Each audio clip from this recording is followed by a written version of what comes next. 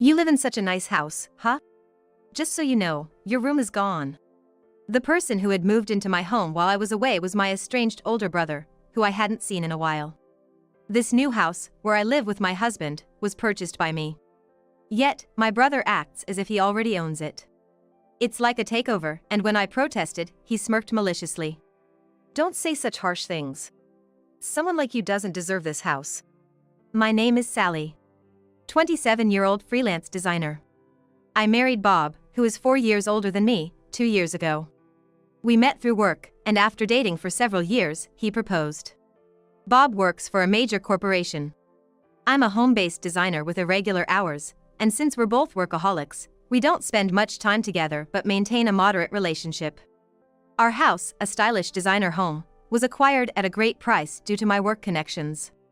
It's a modern house incorporating our ideas, with a large garden that Bob really likes. I'd love to have a barbecue in the garden if we have kids, Bob had said with shining eyes soon after we moved in. I've often imagined a future living happily with my husband and children. But as we're both focused on our careers, it seems like we won't be thinking about children for a while. My work is on track now, and I feel very fulfilled. Part of why I chose to be a designer was to become independent as soon as possible, besides my strong aspiration. My brother Tom, who turns 33 this year, was always favored by our parents since we were kids, and they were cold to me. They pampered him for being the eldest, and he took it for granted. Tom is not only smart and good-looking, we're so proud as parents, my mother would praise, and my father would agree, saying, he's our pride and joy. Then, they would invariably add, but Sally is. Why is there such a big difference between our son and daughter? I often felt worthless when they spoke to me like that. Tom, too, looked down on me, flaunting his intelligence and good looks. Indeed, he was popular, while I was just average in appearance. I couldn't stand up to his arrogant attitude and was even treated like his errand runner at times. To escape from my family, I decided to become a designer in middle school and started studying immediately. I spent a lot of time drawing in my room, as family time was never peaceful. I loved bringing the images in my mind to life. Discovering the profession of a designer online was the turning point. As a high school student, I continued self-study while saving money from part-time jobs. Upon graduating, I left home and vowed to make a living as a freelance designer. Starting as an unknown designer was tough, but I kept accepting work and gaining experience. Gradually, as clients referred me to others, I felt my efforts paying off. Thankfully, I've grown into a renowned designer with continuous contracts from large corporations. I shared my background with Bob before we got married. He listened intently and said at the end, "You've been through a lot.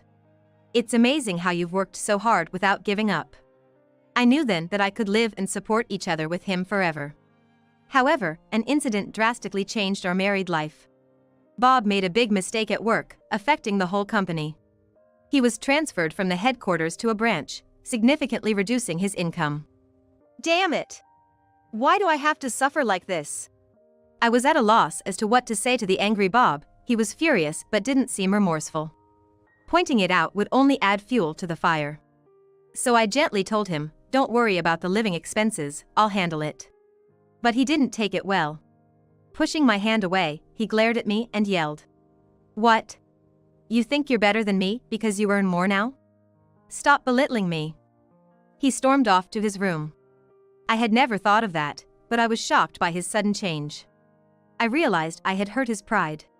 He stayed in his room and ignored me when I tried to apologize the next day. His mood didn't improve over the next few days, and the atmosphere at home became tense. We spent less time together, and our conversations dwindled. Bob started going out more for work and social events. My work was busy, and we couldn't find time to talk properly. Despite living in a beautiful designer house, our relationship cooled down. After 3 months of this, I had to leave for a 2-night business trip. Bob, having weekends off, was probably out. As he often stayed out late recently, he often didn't come home until Sunday night. But when I got home around noon, surprisingly, Bob, whom I thought was out, seemed to be at home. Moreover, there were 2 unfamiliar pairs of shoes at the entrance. One pair was men's sneakers, and the other, high heels that a young woman might wear. Wondering if Bob had a friend over, I entered and headed straight to the living room. Along the way, I heard voices chatting and laughing, so it seemed he indeed had company. But the scene that greeted me as I entered the living room, saying I'm home, was totally unexpected. There were Bob and a couple, a man and a woman, sitting across the table, enjoying a meal together. The woman was a stranger, but I recognized the man and was shocked. Tom!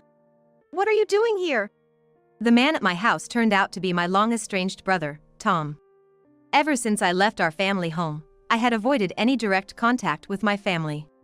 Even when my marriage to Bob was decided, I only sent a letter home and didn't have a ceremony. So I had no idea what Tom was doing now, and the fact that Bob knew him was completely unexpected. As I stood there bewildered, Bob, Tom, and the mysterious woman all looked at me with smirks. Tom was the first to speak. Bob invited me here. You live in such a nice house, huh? I couldn't believe my ears. What do you mean? I never knew you and Bob knew each other.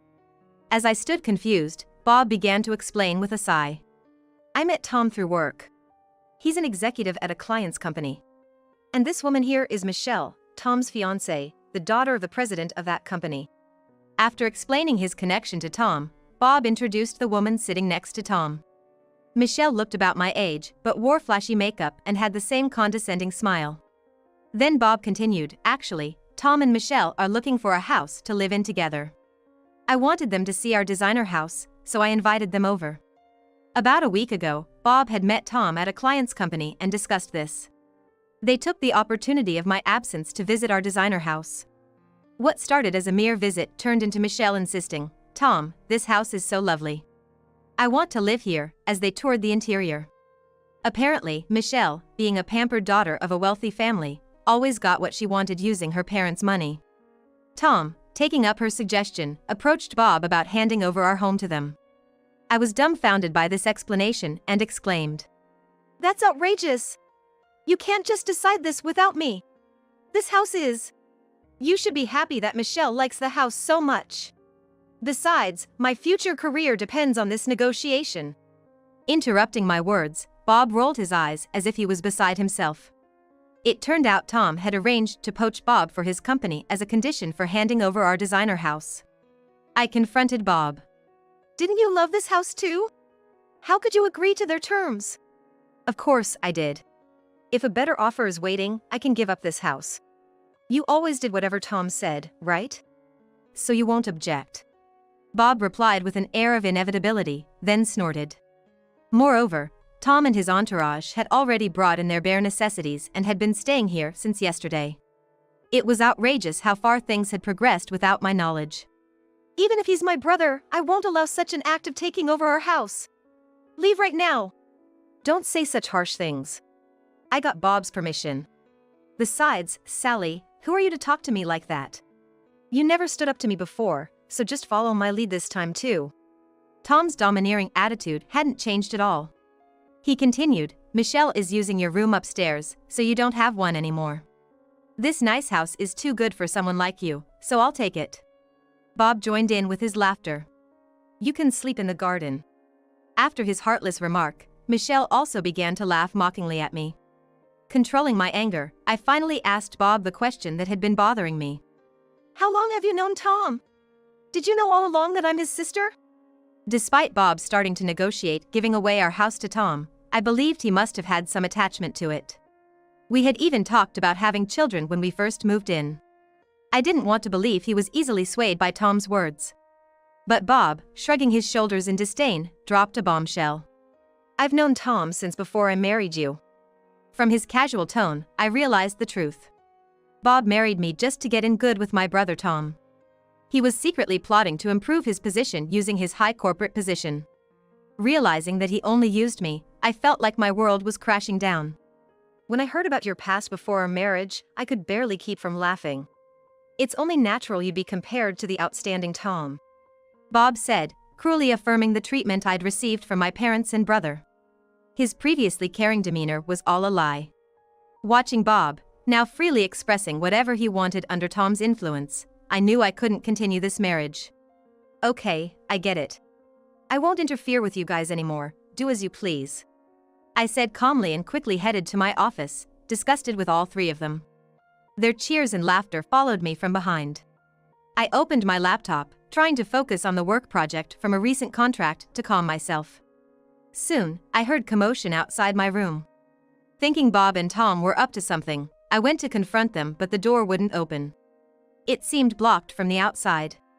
It seemed like something heavy was blocking my path from the outside, but my head remained calm.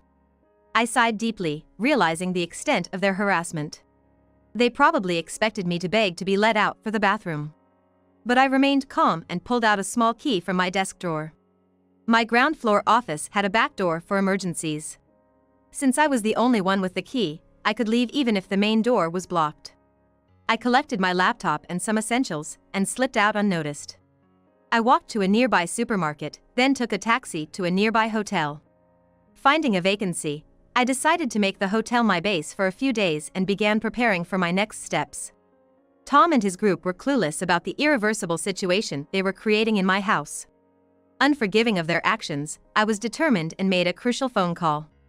Over the next few days, I intermittently checked my home's security cameras via my smartphone. It seemed Bob and Tom were away at work during weekdays, and Michelle often left the house too. Seizing the opportunity, I returned home once when they were all out, moving the rest of my belongings to a storage unit. As Tom said, Michelle was using my room, and many of my personal items had been discarded. Thankfully, everything I needed was in my office. After that, I moved from the hotel to a short-stay apartment. Since escaping, I've been ignoring numerous calls and emails from Bob and Tom. I wanted to block them but decided to wait a little longer. About a month later, as I was finalizing various arrangements, I received a call from Bob. He sounded panicked on speakerphone, with Tom's anxious voice in the background. Hey Sally. What have you done? Why would you sell the house without telling us? Bob and Tom were clearly frantic, and I could hear Michelle screaming in the background. They were probably in chaos back at the house. I told them calmly. It's not Tom's house to begin with. Plus, I'm the legal owner. I simply decided to sell it and contacted a real estate agent. Don't joke with us.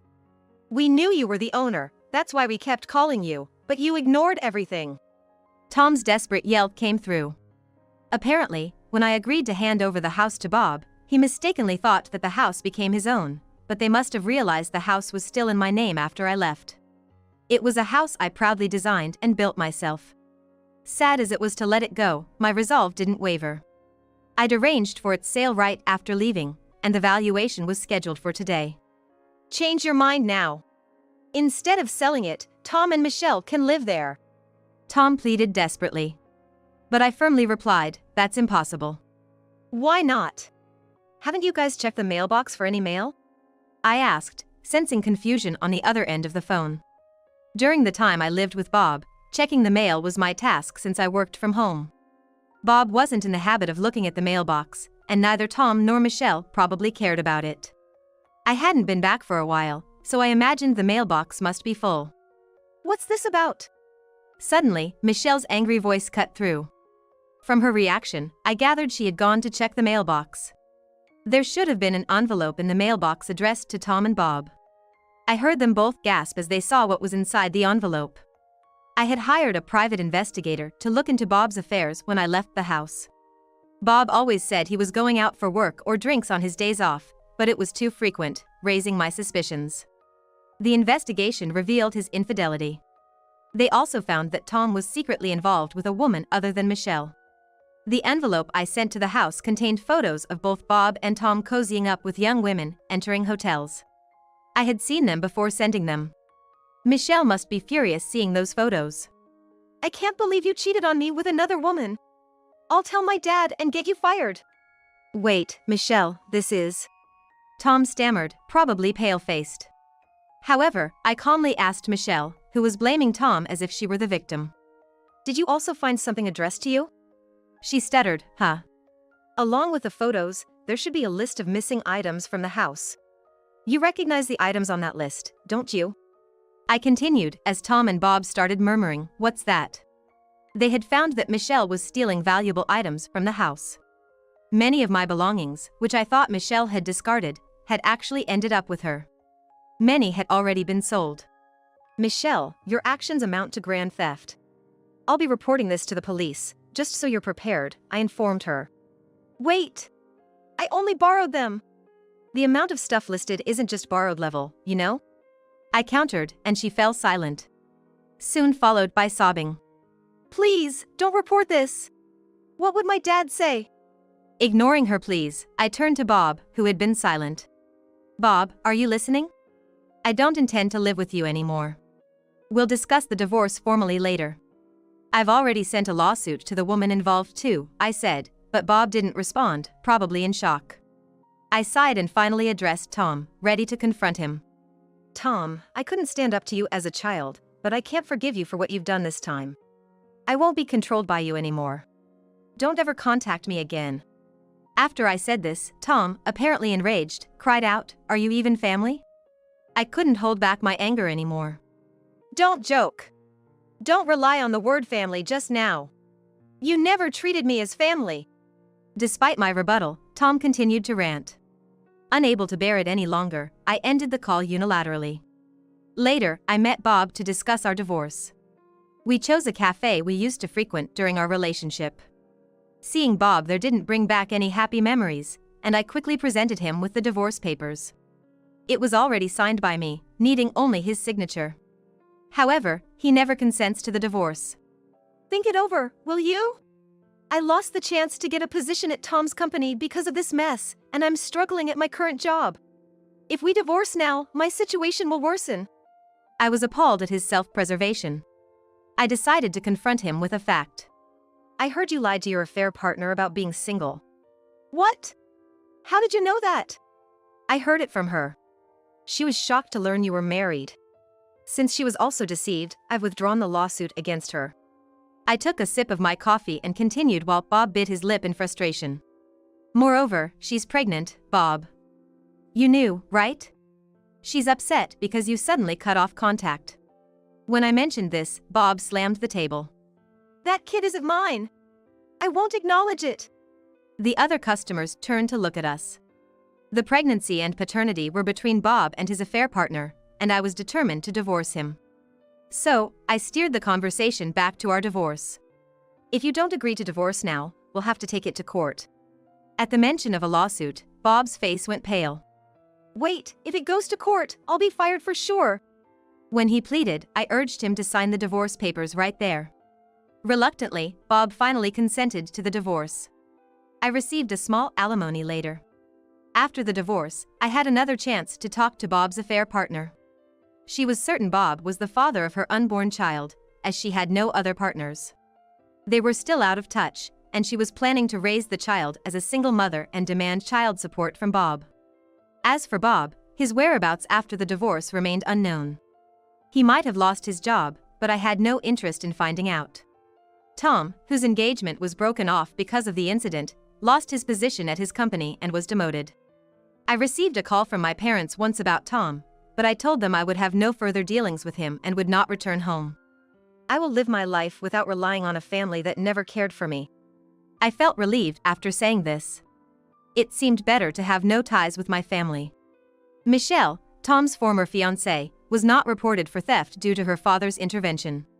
Instead, they settled out of court, and she had to pay me compensation. She was sent to her grandparents' house by her father for re-education and started working for the first time in her life to pay off her dues. As for me, now single, I decided to move away from the area where Tom and Bob lived. I decided to move away from the land where Bob and Tom lived. I went abroad to further my skills as a designer. I'm currently studying design and living with a man I met there. Our days together are happier than when I was in the States, and we're considering marriage.